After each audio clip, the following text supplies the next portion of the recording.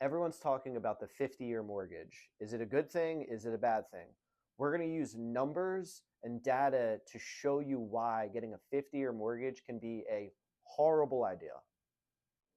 Using the above loan scenario, we have a loan amount of $350,000 on a 30-year term with a fixed rate of 6.25%.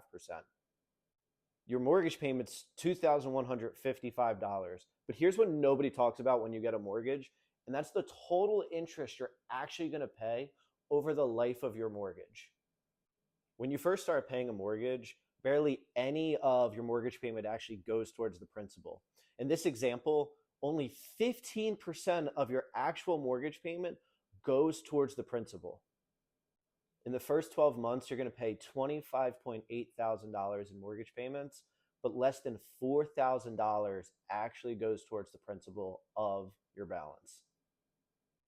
It's not until you make your 228th payment until you actually see the principal outweigh the interest in your mortgage payment.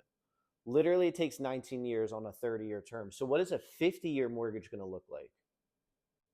Using the loan amount of $350,000 on a 50-year term, you're actually going to get a higher interest rate because the bank, if they're loaning you a term that's longer, they need to make more money off of you. So that's why a rate on a 50-year is more expensive than a rate on a 30-year, and a 30-year rate's more expensive than a 15-year. Look at your payment. You're saving $115 a month by going from a 30-year to a 50-year.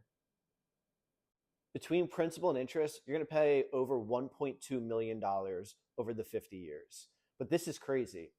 Out of that $1.2 million, 71% of that is paid completely alone in interest. This is wild. 3% of your payment when you start goes towards principal. And after 12 months, you only pay your mortgage down $800. So out of that $24.8 thousand that you'll pay, $800 of it is going towards principal.